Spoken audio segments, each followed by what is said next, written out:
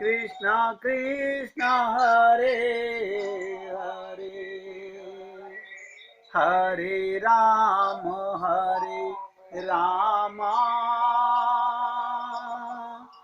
राम राम हरे हरे, हरे कृष्ण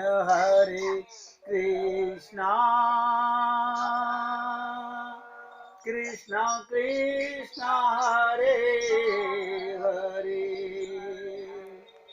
हरे राम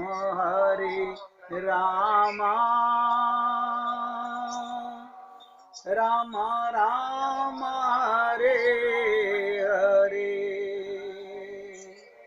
हरे कृष्ण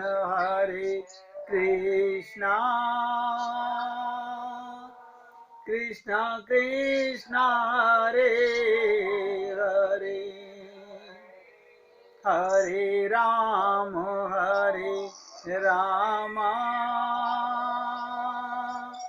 राम राम हरे हरे। सभी भक्त लोग ध्यान से सुनिएगा, जो बात मैं कटुता से आपको बोलने जा रहा हूं, बहुत ध्यान से सुनिएगा। सुख के भ्रम में, ये संसार के सुख के भ्रम में जीवन बर्बाद करना भारी भूल है। ये माया का जंजाल ज्यादा दिन रहने वाला नहीं है। ये खोपड़ी के ऊपर ये मेरा ये मेरा ये मेरा, हम कैसे माया में लुप्त हो गए हैं, अभी पता नहीं चल रहा। ऐसा सुंदर मनुष्य जीवन व्यर्थ ना हो जाए, इस विषय में खूब सावधान रहें। वास्तविक सुख की इच्छा जागृत हो। वास्तविक सुख आत्मा का सुख होता है। पहले मनुष्य को विश्वास करके ही चलना पड़ता है, फिर अनुभव होने पर तो डिगना असंभव है। निश्चित रूप से विश्वास कीजिए, इस संसार में सुख का लेश भी नहीं है। भगवान को जैसे मानते हो, मानने की चेष्टा करते हैं, वैसे ही भगवान के वचनों को भी मानने की चेष्टा कीजिए। भगवान को तो मानते हैं, लेकिन भगवान की बातें नहीं मानते हम। गुरु जी को तो मानते हैं, गुरु जी की बातें नहीं मानते हम। ये हम लोगों की खोपड़ी का कमाल है। भगवान गीता के 6 अध्याय के 33वें श्लोक में कहते हैं, अनित्य सुखम लोकमिमं प्राप्य है भजस मामम। ये संसार अनित्य है। बताइए, हम भगवान श्री कृष्ण को तो मानते हैं, उनकी बात को नहीं मानते। ऐसे कैसे मान लें? हमारा पियर इतना तगड़ा है, इतना पैसे वालों का है, हमारा पति लाखों करोड़ों अरबों रुपए कमाता है, हम कैसे मान लें? कैसे मान लें? और भगवान कह रहे हैं भगवान को भी मानते हैं, लेकिन भगवान की नहीं मानते। भगवान कह रहे हैं अनित्य सुखम लोकमिमं प्राप्य भजस्व माम। ये संसार अनित्य है, अनित्य है। बड़े बड़े राजा महाराजा चले गए, इसमें सुख है ही नहीं। नोट कर लो, भगवान कह रहे हैं इसमें सुख है ही नहीं। सुख चाहते हो तो मेरा भजन करो। भगवान के वचन मिथ्या ना हुए हैं, ना होंगे। सुख की भ्रांति में जीवन को बर्बाद करना भारी भूल है। जीवन बर्बाद करते जा रहे हैं हम। नहीं, अभी आपको नहीं पता, कर लेंगे भगवत प्राप्ति, कौन सी जल्दी, मरे जा रहे हैं। अच्छा भैया, तुम अमर का पेटा लिखा के लाए हो।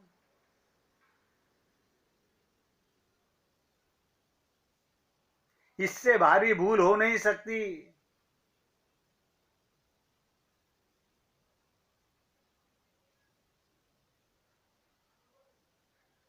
अभी किसी गोपी ने हमारे को एक मैसेज डाला कि देखिए हम भागवत के कलश यात्रा में कलश उठा के निकल रहे हैं। हमने सोचा भैया इतना कलश उठा करके यात्रा में निकली हैं देवी जी, हमने उनको 2 लाइनें लिख दी। मैंने कहा अब भागवत सुने, ध्यान से सुनिएगा, हमने कहा भागवत सुने तो आंख बंद करके सुनिएगा। वो पलट के हमें क्या लिखती हैं, भागवत तो 4 दिन से चल रही है, हमने तो 1 दिन भी नहीं सुनी। पता, कलश यात्रा में फोटोग्राफी कराने के लिए खाली फेसबुक पे व्हाट्सएप पे डालने के लिए आप कलश यात्रा में जाते हो। ये एक का नहीं हाल बता रहा हूं, 99% मूर्ख यही करते हैं।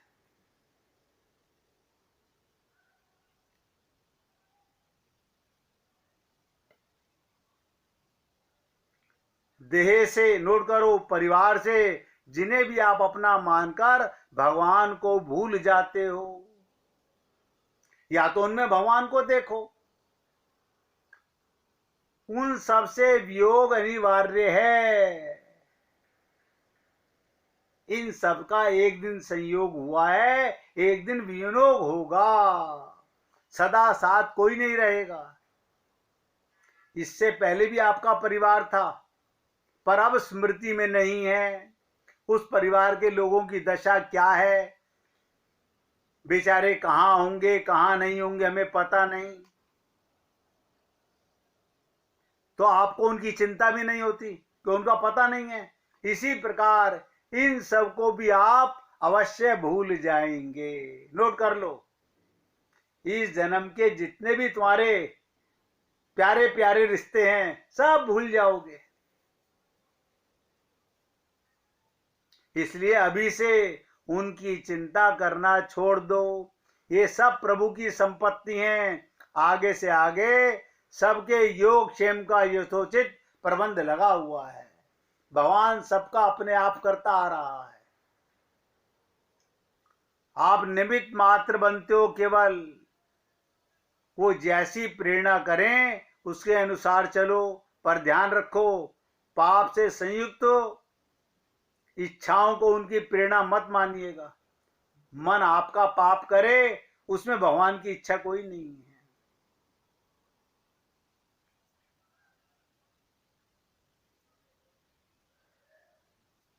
यदि एक क्षण के लिए भी किसी भी असत्य का आश्रय परिवार के योग क्षेम के नाम पर आपके द्वारा होता है, समझ लो मन धोखा दे रहा है। ये कर्म मैं भगवान के निमित्त नहीं कर रहा हूं। भूख से तड़पकर मर जाना अच्छा है, नोट करो, भूख से तड़पकर मर जाना अच्छा है। इस मृत्यु से अत्यंत सुंदर भविष्य का निर्माण होगा, पर पाप के द्वारा जीवन निर्वाह कभी मत करो। क्यों? किसी भी पाप का परिणाम अवश्य ही अशुभ होगा। और पाप क्या है? दूसरे को धोखा देना। भगवान के निमित्त किया हुआ कर्म दुष्कर्म नहीं हो सकता।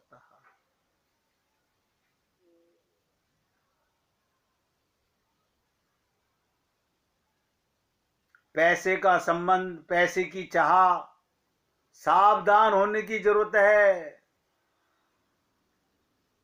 सुख बुद्धि जब तक है, जब तक बहुत सावधान होने की जरूरत है। प्रभु की कृपा का अवलंबन रहे और मुंह से भगवान का हृदय में चिंतन चलता रहे। सांसों में परमात्मा को अनुभव नहीं कर रहे, अनहद बाजत बांसुरी। कभी हमें फुर्सत ही नहीं मिलती खाली होने की, हम अंदर की बांसुरी को सुन सकें। क्योंकि जब हम खाली होते हैं हमें नींद आ जाती है। कभी एकाग्रचित होकर के अनहद बाजत बांसुरी, उस कन्हैया की बांसुरी 24 घंटे बज रही है, लेकिन कौन सुने? किसके मन में चाहना है?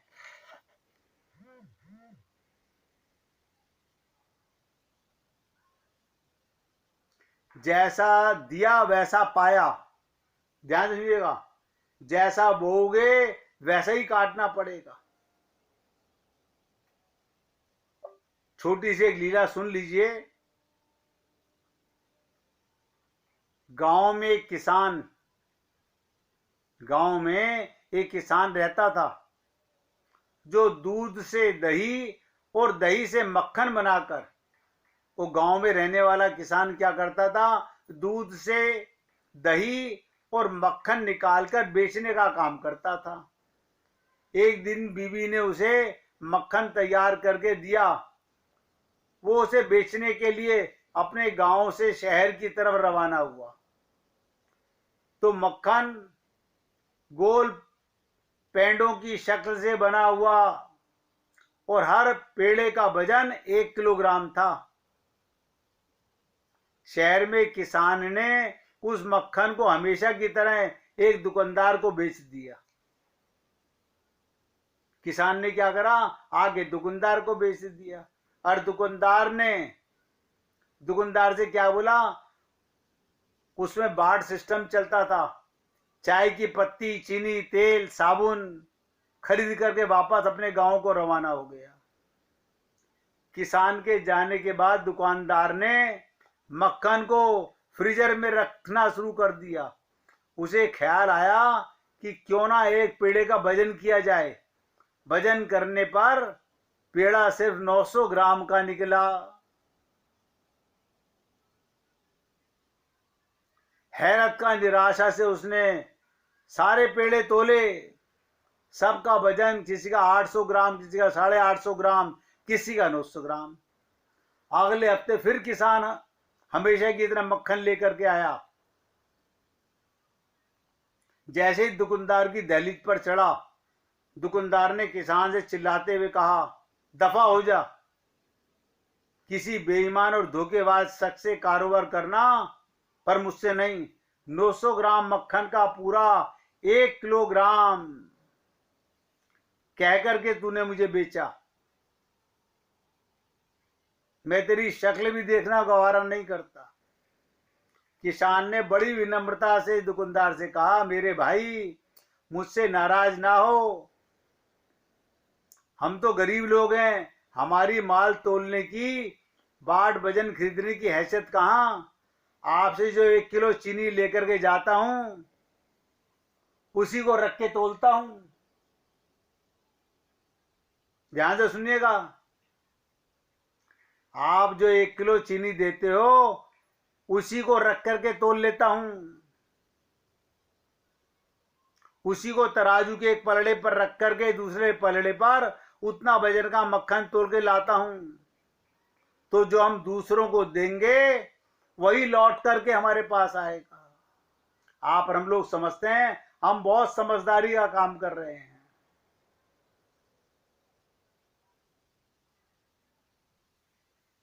बहुत मुश्किल है जीवन के अंदर ये समझ पाना। हम सोचते हैं हम धोखा कर रहे हैं, वो हमें नहीं पहचान रहा। पीछे वाला भी तुम्हें धोखा दे रहा है, तुम आगे वाले को दे रहे हो। और भगवान सबकी चालाकियां नोट कर रहा है। व्यापार करना बुरा नहीं है, मेहनत का पैसा कमाना बुरा नहीं है। जैसे ही उस किसान ने कहा कि भैया जो चीनी तू देता है 1 किलो कह करके, मैं तो उसी को तराजू पर रखता हूं, मेरे पास तो बाट है ही नहीं। अब तो दुकानदार हैरान हो गया, कह रहे मेरी चालाकी भी इसको पता चल गई, ये मुझ पर इतना विश्वास करता था।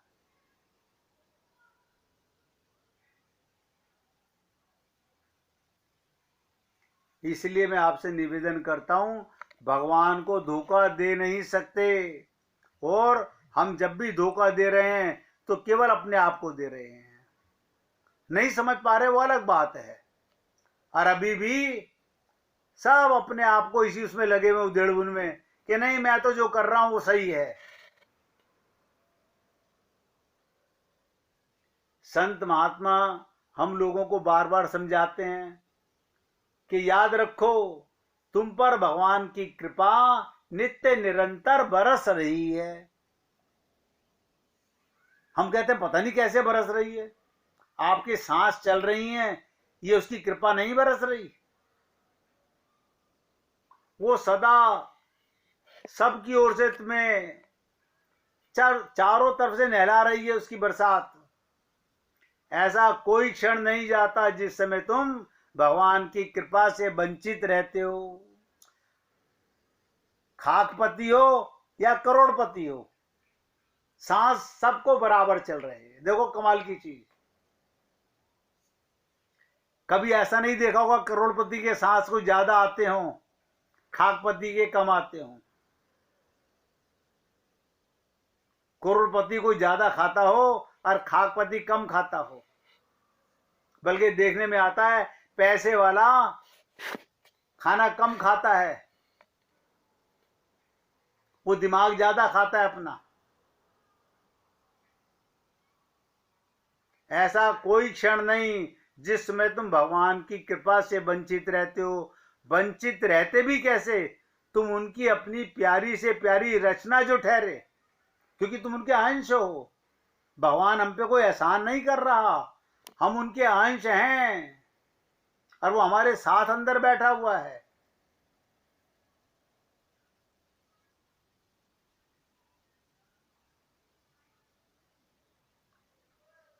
तुम उनकी अपनी प्यारी से प्यारी रचना, तुम पर वो कृपा क्या करते। उनके हृदय में तो हर पल हमारे प्रति प्रेम उमड़ता रहता है। ना जाने कौन सा पल, कौन सा जीव मेरे शरणागत हो जाए, कब ये जान जाए ये देह मुझे भगवान को पाने के लिए मिला है, कब इसका संसार से भ्रम मिट जाए। लेकिन हम लोग गुरुओं के बताए हुए छंद रट लेते हैं, अमल में नहीं लाते।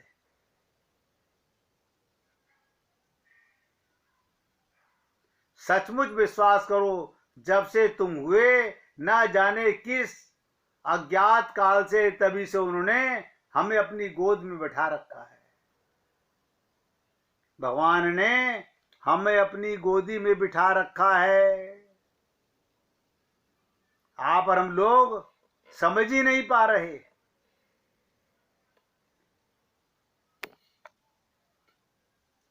एक क्षण के लिए भी भगवान हमें अपने से दूर नहीं करता। उनके कल्याण में कर कमल निरंतर हमारे सर पर विराजमान है और निरंतर उनकी शीतल मधुर स्पर्श पा रहे हैं। देखिएगा, वो आपको 24 घंटे छू रहा है भगवान, और आप उनकी अनुभूति नहीं महसूस कर रहे, खाली सुन लेते हैं। आनंद मध्य सिंधु अविनाशा, हम उसी की गोदी में रहते हैं और दुखी रहते हैं, आनंद की गोदी में रहते हैं। और फिर गाते क्या है, मोए सुन सुन आवत हासी, पानी में मीन प्यासी। आनंद में रहते हैं और आनंद से वंचित है। आपको क्या पता हमारा कितना दुख है, हम कितने दुखी हैं। क्यों दुखी हो? क्योंकि भगवान को भूले हुए हो, इसलिए दुखी हो।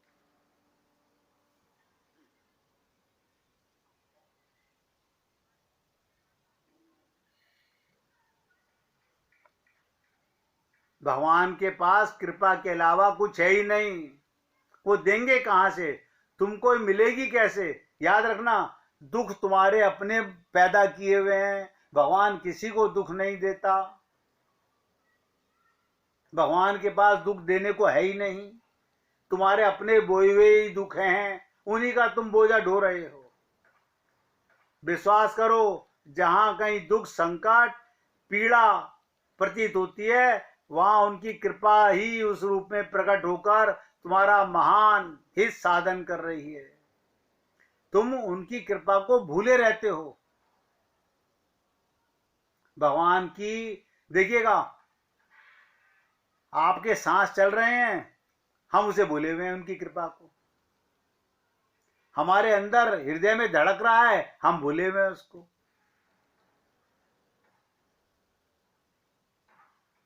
हम जानते नहीं, इसलिए उससे बचना चाहते हैं, परंतु वे दयालु उन्हें उससे वंचित नहीं करना चाहते। भगवान मंगल में हमारा परम हितैषी सर्वज्ञ हैं। किस बात में कैसे हित होता है, इस बात को भगवान जानते हैं। लेकिन हम लोग अपनी इच्छा सा चाहते हैं, प्रभु की इच्छा में हम अपनी इच्छा नहीं मिलाना चाहते हैं। अगर प्रभु की इच्छा में अपने आप को खुश रखते तो क्या कहते, जाही विधि राखे राम ताही विधि रहियो। लेकिन नहीं, आप सोचिएगा, उनके कोमल स्पर्श, जब आप सोते हो तो उनका कोमल स्पर्श की गोदी में ही आपको गहरी नींद आती है। लेकिन हम लोग भूल जाते हैं।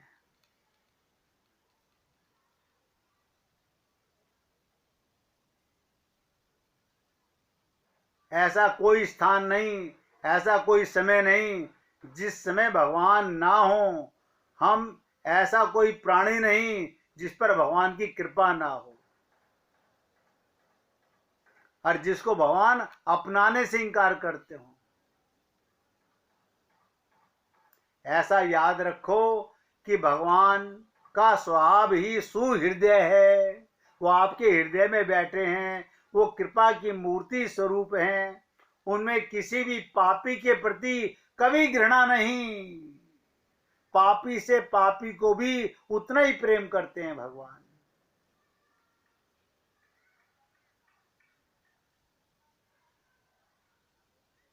उनकी सच्ची चाह को कोई भी कभी भी किसी भी समय अनन्य मन से उनकी चाह करना, उनकी कृपा प्रीति का दर्शन कर पाने के लिए एकांत में सोचिएगा, ये कौन धड़क रहा है मेरे हृदय में? मेरा पैसा, मेरा बाप, मेरी माँ, या मेरा पति या मेरी पत्नी? सोचिएगा किसके दम पर ये धुकरी चल रही है सांसों की।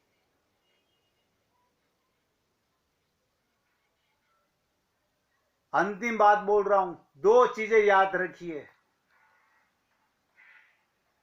दो ही चीजें हैं, भगवान और भगवान की लीला। जो कुछ चल रहा है, दिख रहा है, वो भगवान की लीला है, और अनुभूति जिसकी हो रही है वो भगवान है। आप करें या ना करें, यह आपके ऊपर है। इसीलिए कहा गया, नित्य प्राप्त परमात्मा की प्राप्ति का अनुभव ही भगवत प्राप्ति है। भगवत प्राप्ति कोई सामने कन्हैया खड़ा होकर बांसुरी नहीं बजाएगा। आपके अंदर अनहद बाजत बांसुरी, उस बांसुरी को अपने अंदर पीने का, महसूस करने का, समझने का प्रयत्न कीजिएगा। और आपसे रोज पूछता हूं, अगर किसी को कहीं पर कुछ समझने में कष्ट हो रहा हो तो खुल के पूछिए। आप नहीं पूछते तो मैं समझता हूं कि आप सबको समझ आ रहा है। आज कोई भक्त भजन सुनाना चाहेगा? अगर सुनाना चाहे तो सुनाइए, नहीं तो हम आगे कीर्तन करते हैं। श्री राम जय राम, जय जय राम। श्री राम जय राम, जय जय राम। श्री राम जय राम, जय जय राम। श्री राम जय राम, जय जय राम। श्री राम जय राम, जय जय राम। श्री राम जय राम, जय जय राम। श्री राम जय राम, जय जय राम। श्री राम जय राम, जय जय राम। श्री राम जय राम, जय जय राम। श्री राम जय राम, जय जय राम। बोलिए सियापति रामचंद्र भगवान की जय। राघवेंद्र सरकार की जय।